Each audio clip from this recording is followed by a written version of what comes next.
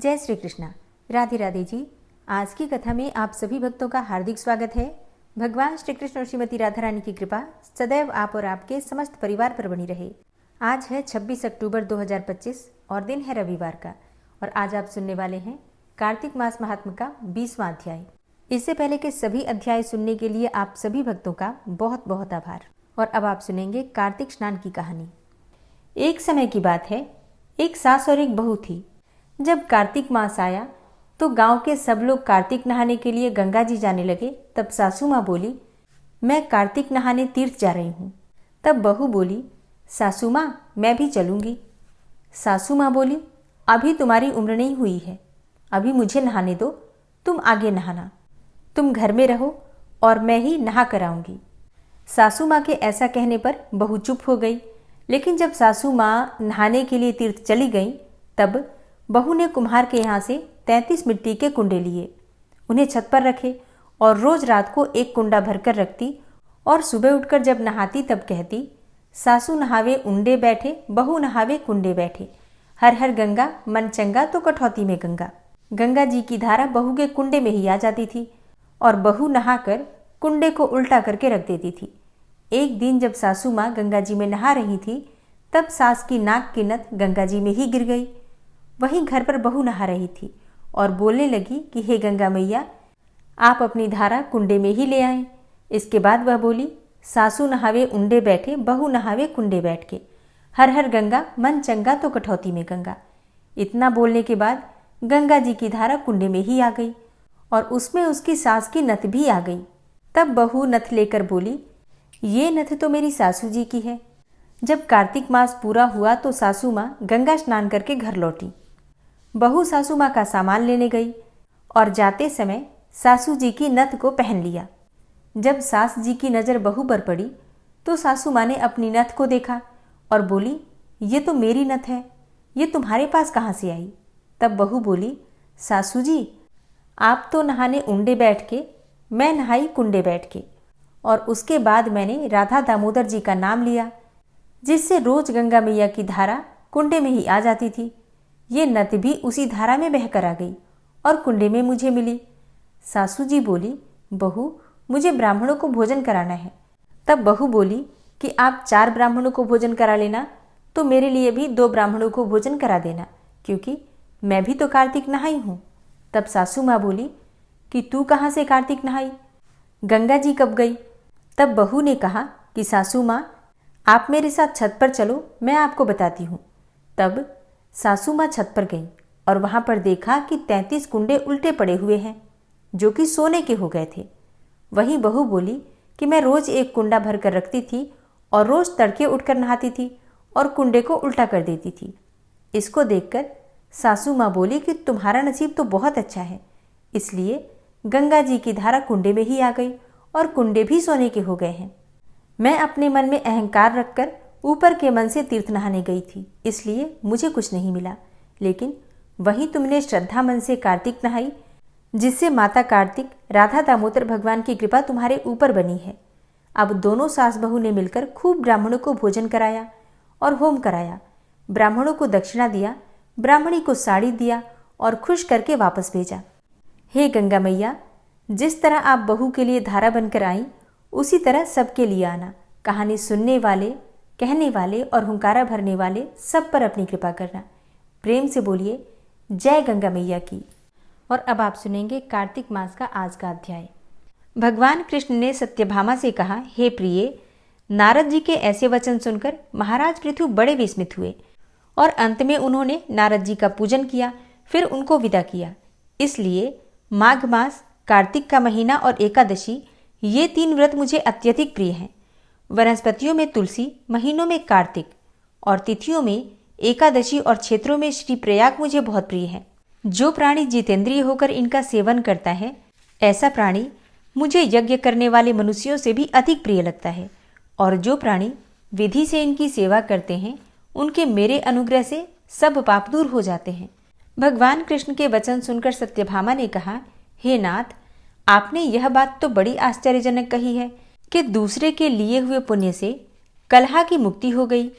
यह प्रभावशाली कार्तिक मास का व्रत आपको इतना अधिक प्रिय है कि जिससे पतिद्रोह का पाप केवल स्नान के पुण्य से ही नष्ट हो गया।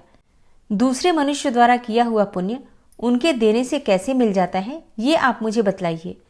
तब भगवान श्री कृष्ण ने कहा, बिना दिया हुआ पुण्य और पाप जिस कर्म द्वारा मिलता है सो सुनो। सतयुग में देश, ग्राम तथा कुलों को दिया हुआ पुण्य या फिर पाप मिलता था, किंतु कलयुग में केवल कर्ता को ही पाप और पुण्य का फल भोगना पड़ता है। संसर्ग न करने पर भी ये व्यवस्था की गई, और संसर्ग से जैसे पाप और पुण्य दूसरे को मिलते हैं उसकी व्यवस्था भी सुनो। अब इससे आगे जो भगवान श्री कृष्ण कह रहे हैं, इस पर सबको विचार करने की आवश्यकता है, इसलिए इसे बहुत ध्यान से सुनिएगा। पढ़ाना, यज्ञ कराना और एक साथ भोजन करने से पाप और पुण्य का आधा फल मिलता है। एक आसन पर बैठने तथा सवारी पर चढ़ने से, श्वास के आने जाने से पुण्य और पाप का चौथा भाग प्राणी मात्र को मिलता है।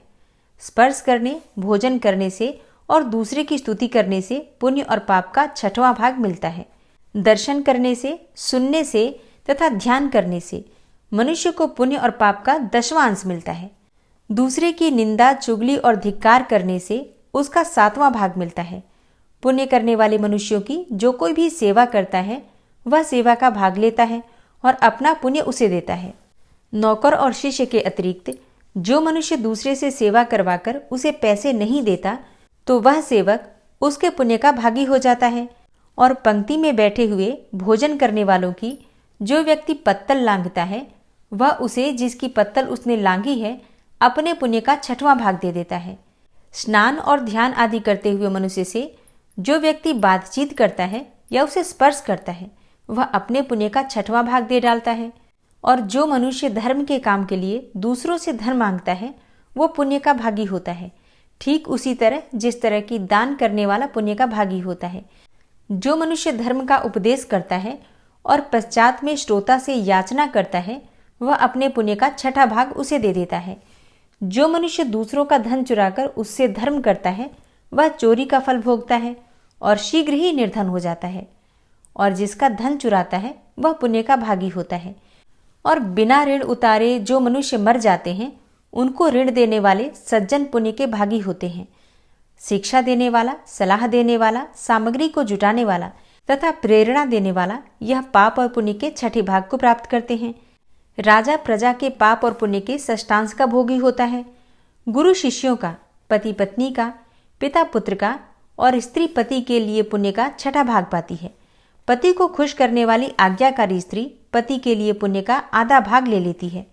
जो पुण्यात्मा पराये लोगों को दान करते हैं वो उनके पुण्य का 6ठा भाग प्राप्त करते हैं। जीविका देने वाला मनुष्य जीविका ग्रहण करने वाले मनुष्य के पुण्य के 6ठे भाग को प्राप्त करता है। जीविका अर्थात नौकरी, नौकरी देने वाला मनुष्य जिसे नौकरी दे रहा है उसके पुण्य का 6ठा भाग प्राप्त कर लेता है। और इसी प्रकार से दूसरों के लिए पुण्य अथवा पाप बिना दिए भी दूसरों को मिल सकते हैं, किंतु ये नियम जो कि मैंने बतलाए हैं जो कलयुग में लागू ही नहीं होते। कलयुग में तो एकमात्र कर्ता को ही अपने किए हुए पुण्य और पाप का फल भोगना पड़ता है। इस संबंध में एक बड़ा पुराना इतिहास है जो कि पवित्र भी है और बुद्धि को देने वाला भी कहलाता है। उसे ध्यान से सुनो। हरे कृष्णा। आज की कथा का यहीं पर समापन करती हूँ। इसके आगे का अध्याय आप सुनेंगे कल की कथा में। और अब आप सुनेंगे भक्त और भगवान की कथा। भक्त और भगवान की कथा आज थोड़ी सी अलग है, मतलब कुछ इस प्रकार की जो आपको विचार करने पर मजबूर कर देगी कि क्या हम सचमुच मनुष्य के स्वरूप में मनुष्य हैं और मनुष्यता के लक्षण क्या होते हैं, किस प्रकार से भगवान से हम और अधिक करीब हो सकते हैं और कौन से कर्मों के द्वारा हम अपने मनुष्य जीवन को सार्थक बना सकते हैं, ईश्वर की समीपता पा सकते हैं। तो आज की जो कहानी है वो कहानी है एक दरिद्र ब्राह्मण की। एक दरिद्र ब्राह्मण जो यात्रा करता था और रास्ते में जो भी शहर या फिर नगर आते थे उनमें जो भी घर होते थे उन घरों में से भोजन मांगकर और भोजन कर लिया करता था, या फिर जैसे कि कच्चा पक्का अनाज कोई दे देता था तो उसे बनाकर खा लेता था। तो ऐसे ही एक समय की बात है, वो दरिद्र ब्राह्मण यात्रा करते करते किसी नगर से गुजर रहा था। बड़े बड़े महल थे, वहाँ पर अट्टालिकाएं थी। ब्राह्मण उन महलों और अट्टालिकाओं को देखकर उनके द्वारों पर भिक्षा मांगने के लिए गया, किंतु उस नगर में से किसी ने भी उसे 2 मुट्ठी अन्न तक नहीं दिया। आखिर दोपहर हो गई तो ब्राह्मण दुखी होकर अपने भाग्य को कोसता हुआ जा रहा था। सोच रहा था कैसा मेरा दुर्भाग्य है कि इतने बड़े नगर में मुझे खाने के लिए 2 मुट्ठी अन्न तक नहीं मिला और रोटी बनाकर खाने के लिए भी 2 मुट्ठी आटा तक नहीं मिला। इतने में ही एक सिद्ध संत की निगाह उस ब्राह्मण पर पड़ी। उन्होंने ब्राह्मण की बड़बड़ाहट सुन ली थी। वे बड़े ही पहुंचे हुए संत थे। उन्होंने उस ब्राह्मण से कहा, हे दरिद्र ब्राह्मण, तुम मनुष्यों से भिक्षा मांगो, पशु क्या जाने भिक्षा देना। अब ये सुनकर ब्राह्मण तो दंग रह गया और कहने लगा, हे महात्मन, आप ये क्या कह रहे हैं? बड़ी बड़ी अट्टालिकाओं में रहने वाले मनुष्यों से ही मैंने भिक्षा मांगी है। महात्मा बोले, नहीं ब्राह्मण, मनुष्य के शरीर में दिखने वाले वे लोग भीतर से मनुष्य नहीं हैं। अभी भी वे पिछले जन्म के हिसाब से ही जी रहे हैं। कोई शेर की योनि से आया है तो कोई कुत्ते की योनि से आया है, कोई हिरण की योनि से आया है तो कोई गाय या फिर भैंस की योनि से आया है। उनकी आकृति मानव शरीर की जरूर है, किंतु अभी तक उनमें मनुष्यत्व निखरा नहीं है, और जब तक मनुष्यत्व निखरता नहीं है तब तक दूसरे मनुष्य की पीड़ा का पता नहीं चलता। दूसरे में भी मेरा प्रभु ही है, ये ज्ञान नहीं होता। तुमने मनुष्यों से नहीं, पशुओं से ही भिक्षा मांगी है। ब्राह्मण का चेहरा दुख और निराशा से भरा हुआ था, लेकिन सिद्ध पुरुष तो दूरदृष्टि के धनी होते हैं, तो उन्होंने कहा, देख ब्राह्मण, मैं तुझे यह चश्मा देता हूँ, इस चश्मे को पहनकर जा और कोई भी मनुष्य दिखे तो उससे भिक्षा मांग कर देख क्या होता है। अब वो दरिद्र ब्राह्मण जहाँ पहले गया हुआ था वहीं फिर से गया और योग सिद्ध कला वाला चश्मा जो कि संत ने दिया था वही धारण करके गौर से देखा। जब उसने देखा तो बोला, ओहो, यहाँ तो वाकई कोई कुत्ता है तो कोई बिल्ली है तो कोई बघेरा है। आकृति तो मनुष्य जैसी ही है, लेकिन संस्कार मनुष्यों के नहीं है, संस्कार पशुओं के हैं। मनुष्य होने पर भी मनुष्यत्व के संस्कार ही नहीं है। घूमते घूमते वह ब्राह्मण थोड़ा सा आगे गया तो देखा कि एक मोची जूते सिल रहा है। ब्राह्मण ने उसे गौर से देखा तो उसमें मनुष्यत्व का निखार पाया। अब ब्राह्मण ने उसके पास जाकर कहा, भाई देख, तेरा धंधा तो बहुत हल्का है और मैं हूँ ब्राह्मण जाति का। रीति रिवाज और कर्म कांड को बड़े ही नियम पूर्वक पालन करता हूँ, लेकिन मुझे भूख बहुत लगी है, इसीलिए मैं तुझसे मांगता हूँ, क्योंकि मुझे तुझमें ही मनुष्यत्व दिखा है। अब तो उस मोची की आंखों से टप टप करके आंसू बरसने लगे। वह बोला, हे प्रभु, आप भूखे हैं। हे मेरे भगवान, आप भूखे हैं, इतनी देर से आप कहाँ थे? ये कहकर मोची उठा और जूते सिलकर जो भी टका आना दो आना वगैरह जो भी उसने पैसे इकट्ठे किए थे उस चिल्लर को, उस रेजगारी को लेकर हलवाई की दुकान पर पहुंचा और बोला, हलवाई भाई, मेरे इन भूखे भगवान की सेवा कर लो, ये चिल्लर यहाँ रखता हूँ, और जो कुछ भी सब्जी, पराठे, पूरी इत्यादि आप दे सकते हो वो इन्हें दे दो, मैं अभी जाता हूँ। हलवाई से ऐसा कहकर मोची तुरंत भागा और घर जाकर अपने हाथ से बनाई हुई एक जोड़ी जूती लेकर आया और चौराहे पर उसे बेचने के लिए खड़ा हो गया। उस राज्य का जो राजा था वह जूतियों का बड़ा शौकीन था। उस दिन भी उसने कई तरह की जूतियां पहनी, किंतु किसी की बनावट उसे पसंद नहीं आई तो किसी का नाप पसंद नहीं आया। 2-5 बार प्रयत्न करने पर भी जब राजा को कोई भी जूती पसंद नहीं आई तो राजा ने मंत्री से क्रुद्ध होकर कहा, अगर इस बार ढंग की जूती लाया तो जूती वाले को इनाम दूंगा, और अगर ठीक जूती नहीं लाया तो मंत्री के बच्चे मैं तेरी खबर ले लूंगा। दैव योग से मंत्री की नज़र इस मोची के रूप में खड़े असली मानव पर पड़ गई, जिसमें मानवता खिली थी, जिसकी आंखों में कुछ प्रेम के भाव थे, चित्त में दया और करुणा थी। ब्राह्मण के संग का थोड़ा सा रंग भी लगा था। मंत्री ने मोची से जूती ली और राजा के पास गया। तब राजा को वह जूती एकदम फिटा गई, मानो कि वह जूती राजा के नाप की ही बनी थी। राजा बड़ा प्रसन्न हुआ और राजा ने कहा, ऐसी जूती तो मैं पहली बार ही पहन रहा हूँ, किस मोची ने बनाई है यह जूती? मंत्री बोला, हुजूर, ये मोची तो बाहर ही खड़ा है।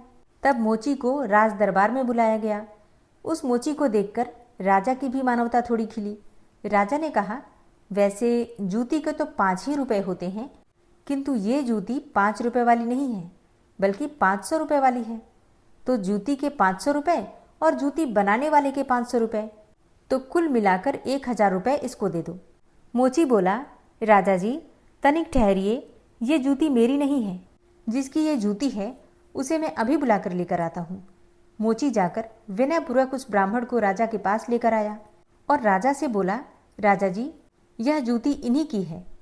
अब तो राजा को बड़ा आश्चर्य हुआ और वो बोला, ये तो ब्राह्मण है, इसकी जूती कैसे? राजा ने ब्राह्मण से पूछा तो ब्राह्मण ने कहा, मैं तो ब्राह्मण हूँ और यात्रा करने निकला हूँ, तो ये जूती मेरी नहीं है।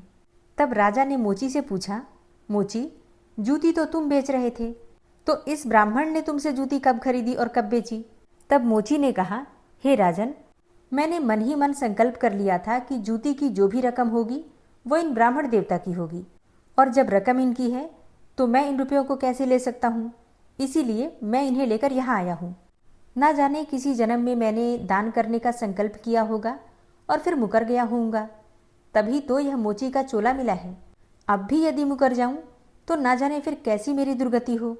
इसीलिए हे राजन, ये रुपए मेरे नहीं हुए, क्योंकि मेरे मन में आ गया था कि इस जूती की जो भी रकम होगी ये इनके लिए होगी, और फिर 5 रुपये मिलते तो भी इनके होते, और अब 1000 मिल रहे हैं तो भी इन्हीं के ही हैं। मेरा मन हो सकता है कि बेईमान हो जाता, इसीलिए मैंने इन रुपयों को छुआ ही नहीं और असली अधिकारी को ही लेकर आ गया। राजा ने आश्चर्यचकित होकर ब्राह्मण से पूछा, हे ब्राह्मण, मोची से तुम्हारा परिचय कैसे हुआ? ब्राह्मण देवता ने सारी आप बीती सुनाते हुए सिद्ध पुरुष के चश्मे वाली बात बताई और कहा कि हे राजन, आपके राज्य में पशुओं के दर्शन तो बहुत हुए, लेकिन मनुष्यत्व का अंश तो इन मोची भाई में ही नजर आया। राजा ने कौतूहलवश कहा, लाओ वह चश्मा जरा हम भी देखें।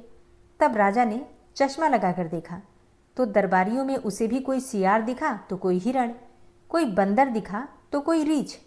राजा तो दंग रह गया कि यह तो पशुओं का दरबार भरा पड़ा है। अब उसे ये हुआ कि अगर ये सब पशु हैं तो फिर मैं कौन हूँ। उसने आईना मंगवाया और उस आईने में अपना चेहरा देखा तो शेर। अब तो उसके आश्चर्य की सीमा ही नहीं रही। ये सारे जंगल के प्राणी और मैं जंगल का राजा शेर, यहाँ भी इनका राजा बना बैठा हूँ। राजा ने कहा, ब्राह्मण देव, योगी महाराज का यह चश्मा तो बड़ा गजब का है, परंतु वे योगी महाराज कहाँ होंगे? तब ब्राह्मण ने कहा, राजन, वे तो कहीं चले गए। ऐसे महापुरुष तो कभी कभी ही और बड़ी कठिनाई से मिलते हैं। श्रद्धावान ही ऐसे महापुरुषों से लाभ उठा पाते हैं। बाकी तो जो मनुष्य के चोले में पशु के समान हैं, वे महापुरुष के निकट रहकर भी अपनी पशुता नहीं छोड़ पाते। ब्राह्मण ने आगे कहा, हे राजन, अब तो बिना चश्मे के भी मनुष्यत्व को परखा जा सकता है। व्यक्ति के व्यवहार को देखकर ही पता चल सकता है कि वह किस योनि से आया है। एक मेहनत करे और दूसरा उस पर हक जताए तो समझ लो कि वह सर्प योनि से आया है, क्योंकि बिल खोदने की मेहनत तो चूहा करता है, लेकिन सर्प उसको मारकर बिल पर अपना अधिकार जमा बैठता है। अब इस चश्मे के बिना भी विवेक का चश्मा काम कर सकता है, और दूसरे को देखें उसकी अपेक्षा स्वयं को ही देखें कि हम सर्प योनि से आए हैं या कि शेर की योनि से आए हैं, या सचमुच में हम में मनुष्यता खिली है। यदि पशुता बाकी है तो वह भी मनुष्यता में बदल सकती है। कैसे?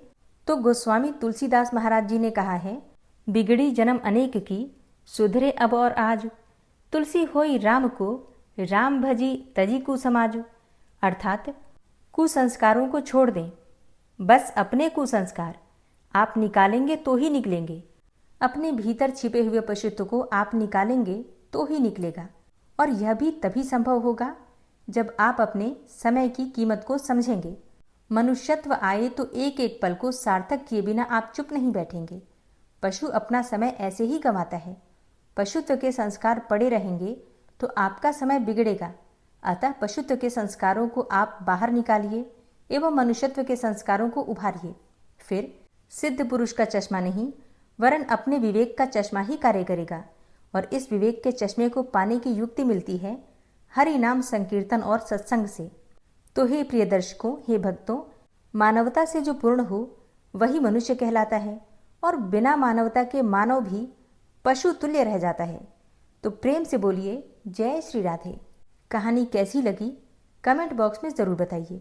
और अब आप सुनेंगे श्री विष्णु सहस्त्रनाम, तुलसी चालीसा और तुलसी महारानी की आरती। ओम विश्वम विश्वरूपचटकारो भूत भव्य भवत प्रभु, भूतकृत भूतभृत भावो भूतात्मा भूतवाहन, भूतात्मा परमात्मा च मुक्तानां परमागति, अव्ययः पुरुषः साक्षी क्षेत्रज्ञो अक्षर एव च, योगो योग विदाम नेता प्रधान पुरुषेश्वरः, नारसिंह वपुः श्रीमान केशवः पुरुषोत्तम, सर्वः शर्वः शिवस्थाणुर्भूतादिर्निधिर्व्ययः संभवो भावनो भर्ता प्रभवः प्रभुरीश्वरः स्वयंभू शंभुरादित्यः पुष्कराक्षो महास्वनः अनादिनिधनो धाता विधाता धातुरुत्तमः अप्रमेयो ऋषिकेश पद्मनाभो अमरप्रभु विश्वकर्मा मनुस्त्वष्टा स्थविष्ठः स्थविरो ध्रुवः अग्राह्यः शाश्वतः कृष्णो लोहिताक्षः प्रतर्दनः प्रभूतस्त्रिककुब्धाम पवित्रं मङ्गलं परम् ईशानः प्राणदः प्राणो ज्येष्ठः श्रेष्ठः प्रजापति हिरण्यगर्भो भूगर्भो माधवो मधुसूदनः ईश्वरो विक्रमी धन्वी मेधावी विक्रमः क्रमः अनुत्तमो दुराधर्षः कृतज्ञः कृतिरात्मवान् सुरेश शरणं शर्म विश्वरेताः प्रजाभवः अह संवत्सरो व्याल प्रत्ययः सर्वदर्शनः अज सर्वेश्वर सिद्ध सिद्धे सर्वादिर्च्युतः वृषाकपिर्मेयात्मा सर्वयोगविनिश्रितः वसुर्वसुमना सत्य समात्मा संमितः समः अमोघ पुण्डरीकाक्षो वृषकर्मा वृषाकृतिः रुद्रो बहुशिरा बभ्रुर्विश्वयोनिः शुचिश्रवः अमृतः शाश्वतस्थाणुर्वरारोहो महातपः सर्वगः सर्वविद्भानुर्विश्वक्सेनो जनार्दनः वेदो वेदविद्व्यङ्गो वेदाङ्गो वेदवित्कविः लोकाध्यक्षः सुराध्यक्षो धर्माध्यक्षः कृताकृतः चतुरात्मा चतुर्व्यूहश्चतुर्द्रष्टश्चतुर्भुजः भ्राजिष्णुर्भोजनं भोक्ता सहिष्णुर्जगदाति च अनघो विजयोजेता विश्वयोनिः पुनर्वसु उपेन्द्रो वामनः प्रांशुर्मोघः शुचिरुर्जिता अतीन्द्रः सङ्ग्रहः सर्गो धृतात्मा नियमो यमः वेद्यो वैद्यः सदा योगी वीरः माधवो मधु अतीन्द्रियो महामायो महोत्साहो महाबलः महाबुद्धिर्महावीर्यो महाशक्तिर्महाद्युतिः अनिर्देश्यवपुः श्रीमान् मेयात्मा महाधृतिर् महिश्वासो महीभर्ता श्रीनिवासः सतां गति अनिरुद्ध सुरानन्दो गोविन्दो गोविन्दाम्पति मरीचिर्दमनो हंस सुपर्णो भुजगोत्तम हिरण्यनाभ सुतपा पद्मनाभ प्रजापति अमृत्यु सर्वदिक्सिंह संधाता सन्धिमानस्थिर अजो दूर्मर्षणः शास्ता विश्रुतात्मा सुरारिः गुरुर्गुर्तमो धाम सत्य सत्यपराक्रम निमिषो अनिमिषो श्रग्वी वाचस्पतिरुदारधि अग्रणिर्ग्रामणी श्रीमान् न्यायो नेता समीरण सहस्रमूर्धा विश्वात्मा सहस्राक्ष सहस्रपात् आवर्तनो निवृत्तात्मा संवृतः संप्रमर्दन अह संवर्तको वहनिर्निलोधरणीधरः सुप्रसादः प्रसन्नात्मा विश्वदृग्विशुभुग्विभु सत्कर्ता सत्कृतः साधु जहर्नुर्नारायणो नरः असंख्येयो अप्रमेयात्मा विशिष्टशिष्टकृच्छुवि सिद्धार्थ सिद्धसङ्कल्प सिद्धिदः सिद्धिसाधनः वृषाहि वृषभो विष्णुर्विष्पर्वा वृषोदरः वर्धनो वर्धमानश्च विविक्तः श्रुतिसागरः सुभुजो दूर्धरो वाग्मी महेन्द्रो वसुदो वसु नैकरूपो बृहद्रूप शिपिविष्टः प्रकाशनः ओजस्तेजो द्युतिधरः प्रकाशात्मा प्रतापनः रिद्धस्पष्टाक्षरो मन्त्रश्चन्द्रांशुर्भास्करदुतिः अमृतांशुद्भवो भानु शशबिन्दुः सुरेश्वरः औषधं जगतः सेतु सत्यधर्मपराक्रमः भूतभव्य भवन्नाथ पवनः पावनो नलः कामः कामकृत्कान्तः कामः कामप्रदः प्रभु युगादिकृद्युगावर्तो नैकमायो महाशनः अदृश्यो अव्यक्तरूपश्च सहस्रजितनन्तजित् इष्टो अविशिष्ट शिष्टेष्ट शिखण्डी नहुसो वृष क्रोधः क्रोधकृत्कर्ता विश्वबाहुर्महीधरः अच्युतः प्रतितः प्राणः प्राणदो वासवानुजः अपां निधिर्धिष्ठानं प्रमत्तः प्रतिष्ठितः स्कन्दः स्कन्दधरो धूर्यो वरदो वायुवाहनः वासुदेवो बृहद्भानुरादिदेवः पुरन्दरः अशोकस्तारणस्तारः शूरः सौरिर्जनेश्वरः अनुकूलः शतावर्त पद्मी पद्मनिभेक्षणः पद्मनाभो अरविन्दाक्ष पद्मगर्भ शरीरभृत् महर्धिरिद्धो वृद्धात्मा महाक्षो गरुडाध्वजः अतुलः शरभो भीमो समयज्ञो हविर्हरि सर्वलक्षणलक्षण्यो लक्ष्मीवान् समितिञ्जयः वीक्षरो रोहितो मार्गो हेतुर्दामोदरः सह महीधरो महाभागो वेगवान् मिताशनः उद्भवः शोभणो देवः श्रीगर्भः परमेश्वरः करणं कारणं कर्ता विकर्ता गहनो गुहः व्यवसायो व्यवस्थान संस्थान स्थानदो ध्रुवः परर्थी परमस्पस्तुष्टः पुष्टः सुभेक्षणः रामो विरामो विरजो मार्गो नेयो नयोनयः वीरः शक्तिमतां श्रेष्ठो धर्मो धर्मविदुत्तमः वैकुण्ठः पुरुषः प्राणः प्राणदः प्रणवः पृथुः हिरण्यगर्भः शत्रुघ्नो व्याप्तो वायुरुधोक्षजः ऋतुः सुदर्शनः कालः परमेष्ठी परिग्रहः उग्रः संवत्सरो दक्षो विश्रामो विश्वदक्षिणः विस्तारस्थावरस्थाणु प्रमाणं बीजमव्ययम् अर्थो अनर्थो महाकोशो महाभोगो महाधनः अनिर्विण्णः स्थविष्टोभू धर्मयुपो महामख नक्षत्रनेमिर्नक्षत्री क्षमा क्षामः समीहनः यज्ञ इज्यो महेज्यश्च क्रतुसत्रं सतां गतिः सर्वदर्शी विमुक्तात्मा सर्वज्ञो ज्ञानमुत्तमं सुव्रतः सुमुखः सुष्मा सुघोषः सुखदः सुहृतः मनोहरो जित्क्रोधो वीरबाहुर्विदारणः स्वापनः स्ववसो व्यापी नैकात्मा नैककर्मकृत् वत्सरो वत्सलो वत्सी रत्नगर्भो धनेश्वरः धर्मगुप्त धर्मकृद्धर्मी सदसक्षरमक्षरम् अविज्ञाता सहस्रांशुर्विधाता कृतलक्षणः गभस्तिनेमिः सत्त्वस्थः सिंहो भूतमहेश्वरः आदिदेवो महादेवो देवेशो देवभृद्गुरुः उत्तरो गोपतिर्गोप्ता ज्ञानगम्यः पुरातनः शरीरभूतभृद्भोक्ता कपीन्द्रो भूरि दक्षिणः सोमभो अमृतपः सोम पुरुजित पुरुषोत्तम विनियोजय सत्यसन्धो दाशाः सात्वतां पतिः जीवो विनयिता साक्षी मुकुन्दो अमितविक्रम अम्भो निद्रणन्तात्मा महोदधीशयोऽन्तकः अजो महारः स्वाभाव्यो जितामित्रः प्रमोदन आनन्दो नन्दनो नन्दः सत्यधर्मा त्रिविक्रमः महर्षि कपिलाचार्यः कृतज्ञो मेदिनीपतिः त्रिपदस्त्रिदशाध्यक्षो महाशृङ्गः कृतान्तकृत् महावराहो गोविन्दः सुखेणः कनकाङ्गदी गुह्यो गभीरो गहनो गुप्तश्चक्रगदाधरः वेधा स्वाङ्गो अजितः कृष्णो दृढः सङ्कर्षणोच्युत वरुणो वारुणो वृक्षः पुष्कराक्षो महामनाः भगवान् भगानन्दी वनमाली हलायुध आदित्यो ज्योतिरादित्यः सहिष्णुर्गतिसत्तमः सुधन्वा खण्डपरशुर्दारुणो द्रविडप्रदः दिविस्त्रिक्सर्वदृग्व्यासो वाचस्पतिर्योनिजः त्रिसामा सामगः साम निर्वाणं भेषजम्भिषक् संन्यासकृच्छमः शान्तो निष्ठा शान्तिः परायणं शुभाङ्गः शान्तिदस्रष्टा कुमुदः कुवलेशय गोहितो गोपतिर्गोप्ता वृषभाक्षो वृषाप्रिया अनिवर्ति निवृतात्मा संक्षेप्ता चेमकृच्छिव श्रीवत्सवक्षा श्रीवास श्रीपति श्रीमताम्बर श्रीद श्रीश श्रीनिवास श्रीनिधि श्रीविभावन श्रीधर श्रीकर श्रेय श्रीमान् लोकत्रयाश्रय स्वक्ष स्वङ्ग शतानन्दो नन्दिर्ज्योतिर्गणेश्वर विजितात्मा विधेयात्मा सत्कीर्तिश्छिन्न संशय उदीर्णः सर्वतक्षशुर्निश शाश्वत स्थिर भूषयो भूषणो भूतिर्विशोकः शोकनाशनः अर्चिष्मानर्चितः कुम्भो विशुद्धात्मा विशोधन अनिरुद्धो अप्रतिरथ प्रद्युम्नो अमितविक्रमः कालिनेमि निहावीर शौरी सूर्यजनेश्वर त्रिलोकात्मा त्रिलोकेशः केशवः केशिहारी कामदेवः कामपालः कामीकान्तः कृतागमः अनिर्देशवपुर्विष्णोर्वीरो अनन्तो धनञ्जयः ब्रह्मण्यो ब्रह्मकृद्ब्रह्मा ब्रह्म ब्रह्म विवर्धन ब्रह्मविद्ब्राह्मणे ब्रह्मी ब्रह्मज्ञो ब्राह्मणप्रियः महाक्रमो महाकर्मा महातेजा महोरगः महाक्रतुर्महायज्वा महायज्ञो महाहवि स्तव्यः स्तव प्रियः स्तोत्रं स्तुतिस्तोतारणप्रियः पूर्णः पुरैता पुण्यः पुण्यकीर्तिर्नामयः मनोजवस्तीर्थकरो वसुरेता वसुप्रदः वसुप्रदो वासुदेव वसुर्वसुमनाहवि सद्गतिः सत्कीर्तिः सत्ता सद्भूतिः सत्परायणः शूरसेनो यदुश्रेष्ठः सन्निवासः सुयामुनः भूतावासो वासुदेवः सर्वासु निलयो नलः दर्पः दर्पदो दृप्तो दूर्धरोऽथा पराजितः विश्वमूर्तिर्महामूर्तिर्दीप्तमूर्तिर्मूर्तिमान् अनेकमूर्तिरव्यक्तः शतमूर्तिः शताननः एको नैकः सवः क किं यत्तत्पदमनुत्तमं लोकबन्धुर्लोकनाथो माधवो भक्तवत्सलः सुवर्णवर्णो हेमाङ्गो वराङ्गश्चन्दनाङ्गदी वीरः विषमः शून्यो घृताशीरचलश्चलः अमानीमानदो मान्यो लोकस्वामी त्रिलोकदृक् सुमेधा मेधजो धन्यः सत्यमेधाधराधरः तेजोवृषः द्वितिधरः सर्वशस्त्रभृताम्बर प्रग्रहो निग्रहो व्यग्रो नैकशृङ्गो गदाग्रजः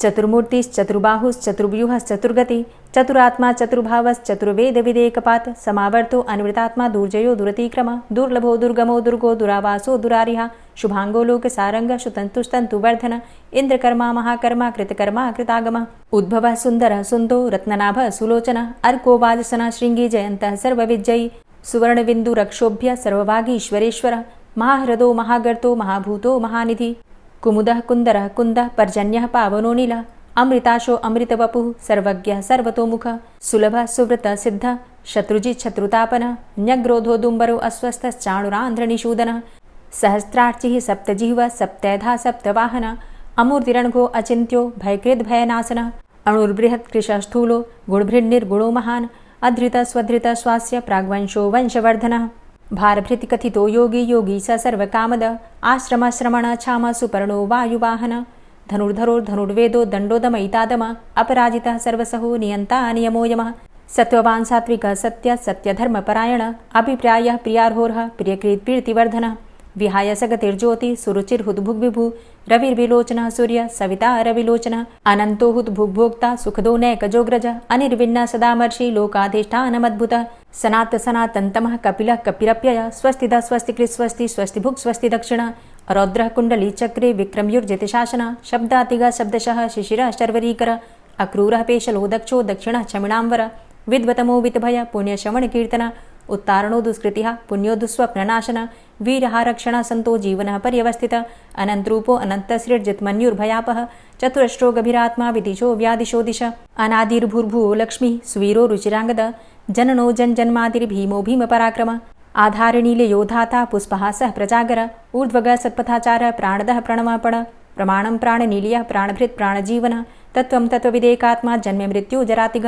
भूर्भुवः स्वस्तरुस्तारः सविता प्रपितामहः यज्ञो यज्ञपतिर्यज्वा यज्ञाङ्गो यज्ञवाहन यज्ञ भृद्यज्ञ कृद्यज्ञ यज्ञ भुग यज्ञ साधन यज्ञांत कृद्यज्ञ गुह्यमन्यमन्नादेव च आत्मयोनिः स्वयं जातो वैखानः सामगायन देवकी नंदन स्रष्टा क्षितिसः पापनाशन शंखभृन्नंद की चक्री शारंग धन्वा गदाधर रथांगपाणिरक्षोभ्य सर्वप्रहरणायुध ओम नमः इति।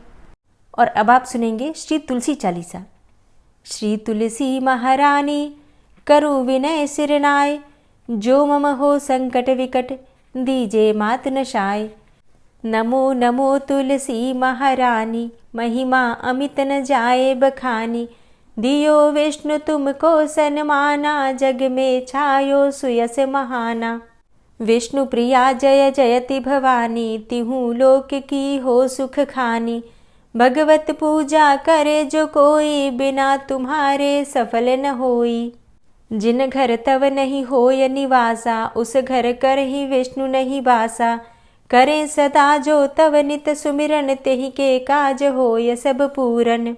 कार्तिक मास महात्म तुम्हारा, ताको जानत सब संसारा। तव पूजन जो करे कुंवारी, पावे सुंदर वर सुकुमारी।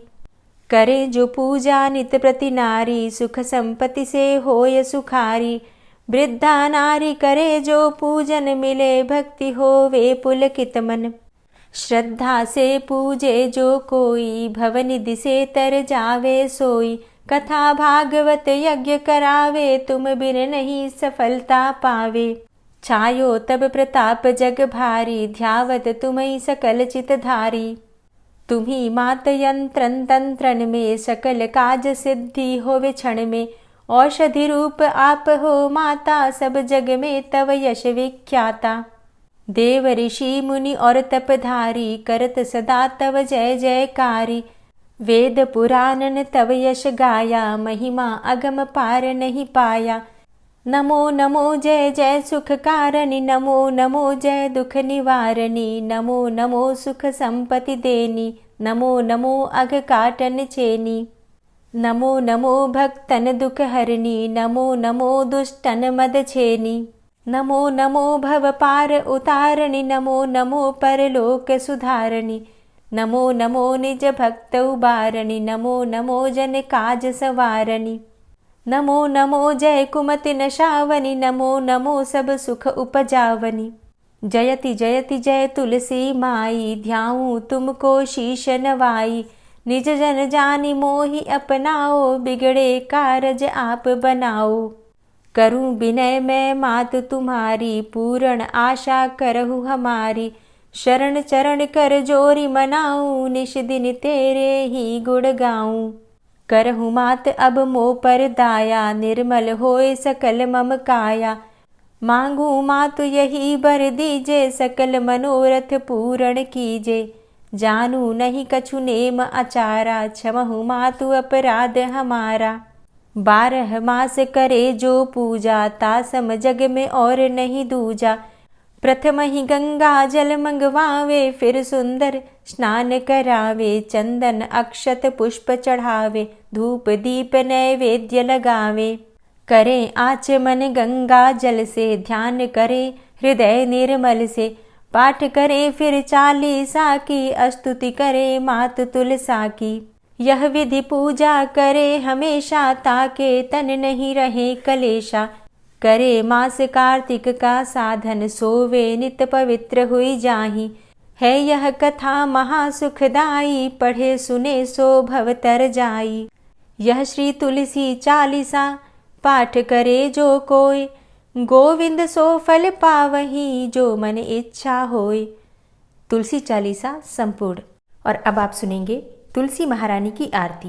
तुलसी महारानी नमो नमो, हरि की पटरानी नमो नमो। तुलसी महारानी नमो नमो, हरि की पटरानी नमो नमो। धन्य तुलसी पूर्ण तप कीनो, धन्य तुलसी पूर्ण तप कीनो। शालिग्राम की बनी पटरानी नमो नमो। तुलसी महारानी नमो नमो, हरि की पटरानी नमो नमो। जाके पत्र मंजरी कोमल, जाके पत्र मंजरी कोमल, श्रीपति कमल चरण लपटानी, नमो नमो हरि की पटरानी, नमो नमो तुलसी महारानी, नमो नमो।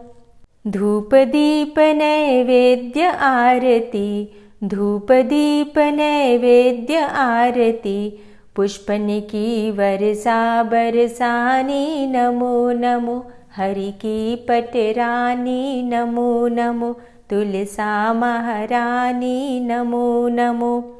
56 भोग 36 व्यंजन, 56 भोग 36 व्यंजन, बिन तुलसा हरि एक न मानी, नमो नमो तुलसी महारानी, नमो नमो हरि की पटरानी, नमो नमो। सभी सखी मैया तेरो यश गावे, सभी सखी मैया तेरो यश गावे, भक्ति दान दीजे महारानी, नमो नमो तुलसा महारानी, नमो नमो हरि की पटरानी, नमो नमो। नमो नमो तुलसा महारानी, नमो नमो तुलसी महारानी, तुलसी महारानी, नमो नमो हरि की पटरानी, नमो नमो तुलसी महारानी, नमो नमो हरि की पटरानी, नमो नमो। प्रेम से बोलिए तुलसी मैया की जय।